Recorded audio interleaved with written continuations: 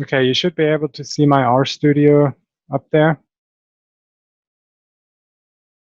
And so I pulled up several of the packages.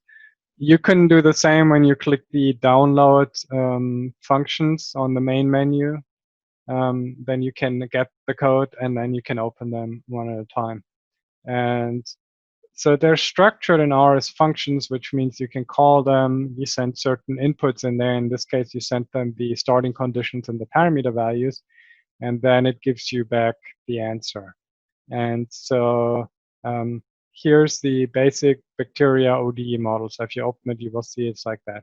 There's a whole bunch of stuff at the top, and this is really not, in some sense, part of the code. This is just the documentation, such that when you type into your console, you do help for this function. You see in the help file in the bottom right, and let me know if anything doesn't show up on your. I assume you see the whole screen. The bottom right, it gives you the documentation and explains what it does, and basically it takes that all from the stuff at the top. So if you write your own functions, you don't have to do that. This is just for if you're sharing it with others. In my case, I build it, and others like you can use it, so you can learn how to use it. So as sort of anything that's created to be consumed by others, you would do it. If it's just something you do for yourself, you don't actually need all this stuff here at the top. And then this part here, these lines of code from 43 to 67 is the actual code.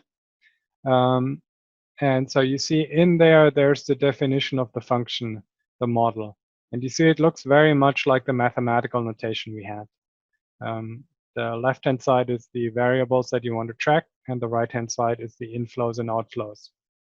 And this is just a certain structure. That's the form that the DSAIRM package requires you to write it. So you always have to return it as a list at the end. And then if you do this, you have to send it in with these kind of variables. So that's just DSAIRM tells you this is how you have to do it. And then this little bit of code here really just produces the objects that are sent into the function, the time, the variables, the parameters, and then this one line where you see here this ODE is the one that actually runs the code.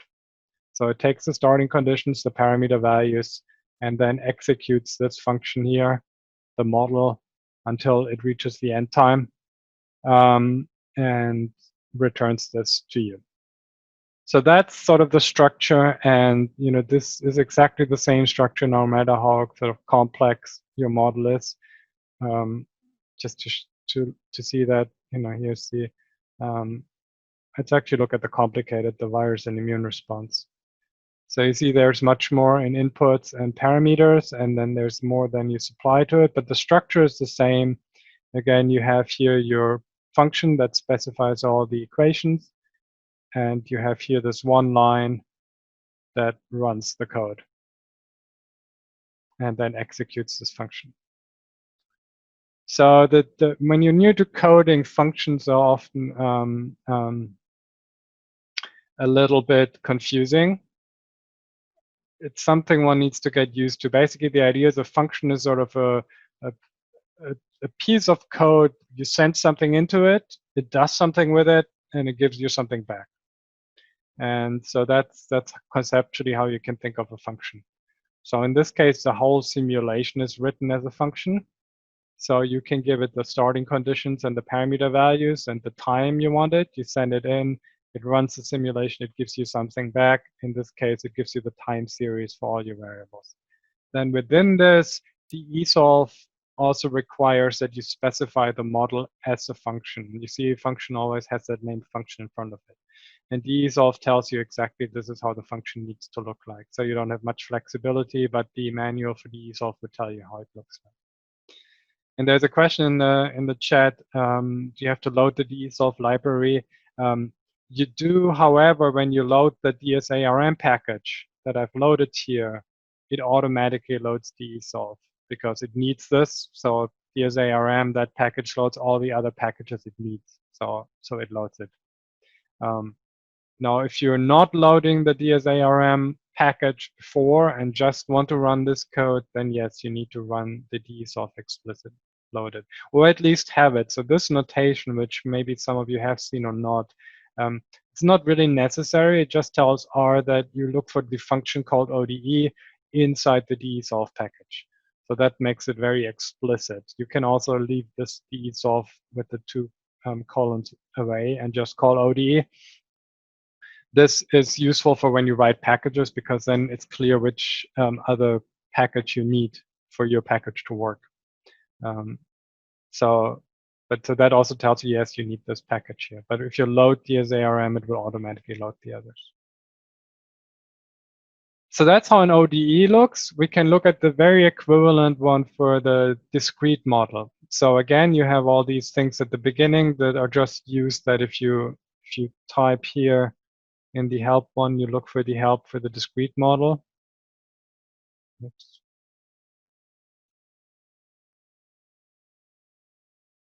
This is now the help file for the discrete model. And you see there's a typo somewhere. It says your basic bacterial model. Oh, are we still looking at the ODE? Oh. Okay. Now for the discrete one. So this is, again, the help file is generated by using this stuff here at the top of the function. If you write it just for yourself, you don't actually need that. Here you see the code again, and you see there's no package here because to run a discrete time model, all we have to do is a loop where we step forward in time. So we don't actually need a package that solves differential equations. So in that sense, it's a little bit easier. So what takes the place of that function that we defined for the ODE and that one line where we called it is this for loop here. We're basically starting with some initial value for the parameter, for the variables b and I, and then we step through it in time and update it and keep track of it until we're done. So that is basically how this one works. So you don't have to do the ODE one, you just do a loop that you write. So there's no additional package you need. But other than that, structure very similar. It's written as a function. You send in the starting values and the parameter values. You send in the start, final time, and time step, and then it will run it for you. And so the last version of that is if you look at the stochastic one. So this is the basic virus stochastic one that's used too. You see it's, again, very similar. It uses now a different package, the package adaptive TAW, which does stochastic models, while the DESOLF does deterministic ODE models. It has a similar structure, so it requires you to specify a function that looks very similar to the ODE function. And you specify, earlier you specified the inflows and outflows. Here you now specified these different rates. And then you also have to specify the transitions. And then you have this one line of code that now calls the adaptive TAW package, again, gives it the starting values and then these transitions rates and the parameter values, and then it runs it for you. So really not that much harder, the code. Again, both for the ODE and the adaptive TAW, these packages, basically, the documentation for those tell you how you have to formulate the model such that they are happy with it. But that's basically what you do here for these. I don't know who of you has tried the model builder package. That's the latest package I've been working on. We've been trying to write. If you use that, you can build models without having to write code, and then you can export the code in either discrete time ODE or stochastic one. So if you wanted to build your own model, the two suggested approaches, you take one of these here and modify the parts. So likely what you would want to switch out is here these rates and the transitions, or if you go to the ODE model, what you probably want to switch out is this part here. And then, of course, you have to adjust the initial conditions as well and the parameters. So everything that's model specific, you want to switch out. The rest you can leave. Or you can use the model builder package, at least if it's not too complex a model, and build it there and then export it as code. So that's how all of these underlying simulations work, the actual simulation model that we're running. Before I move on to show you how you then can get one more level of complexity to do this model exploration thing, let me stop here. Are there any other questions? If you have, just type them in the chat box.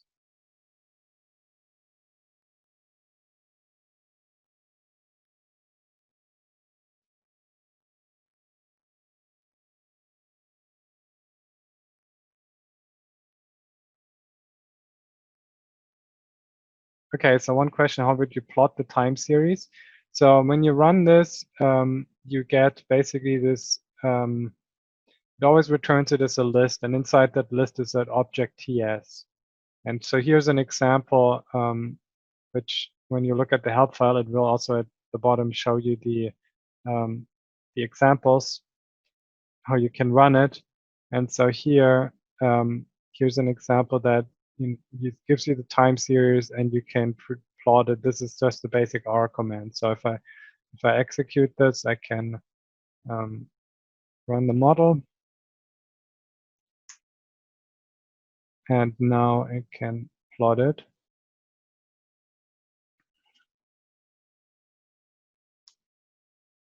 So that plots now the virus as a function of time. Now I can use basic R plotting like lines to add the additional ones. So it would just be time and then here I to add the I component or the U component. Or alternatively, you can take this time series, which is basically this one has all the answers stored. So it's the time series for all the variables. You could take that now and plot it with ggplot if you wanted to. So basically, you get this and you have full control now, and you can make any plot you want. For quick and dirty plot, using the basic plot functions in R is probably good enough. If you want to have publication quality plots, I would recommend using ggplot and making nice plots with that. And then there's another question, how does DSAIRM compare to POMP? Well, DSAIRM is really mostly envisioned and thought of as a teaching tool. So for complete beginners. So you can explore these models without having to do any coding. POMP requires substantial amounts of coding. It's much more advanced. It's meant basically as a real research tool. So in that sense, they're really very different, even though both broadly deal with the idea of dynamical systems. But DSAIRM, also DSAID, which is the one on the population level, is mostly for students to learn these kind of models to start with. If someone is already good at understanding these models and good at coding and wants to actually apply that to their research, then a tool like POMP is useful.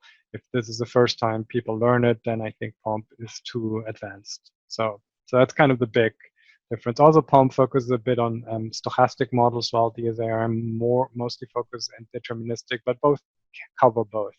But again, POMP is really advanced, not that easy to learn, research heavy, but can be used sort of in production. Now using DSAIRM in production, I mean, you would have to basically just take one of the models as a starting point, but then modify it quite a bit, which means you would need to do some coding.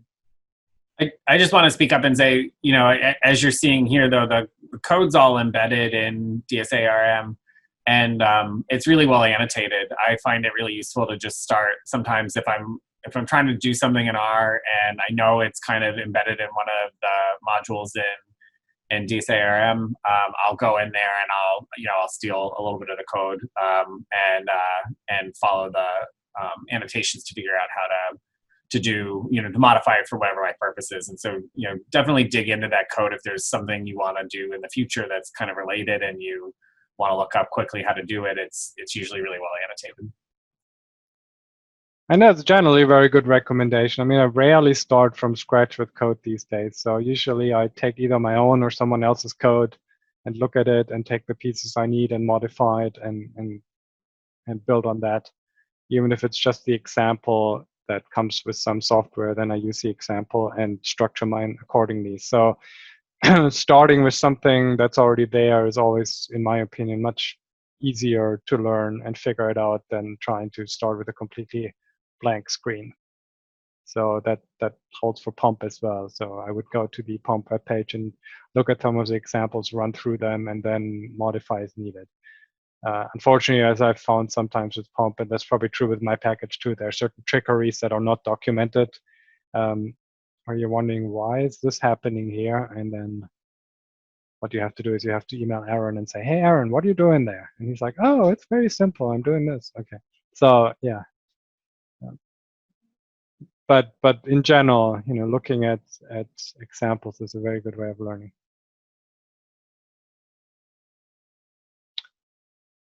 Okay, you can keep typing them in there. I'm gonna now move on to another one just to show you how you then can nest them. So this is the model exploration app.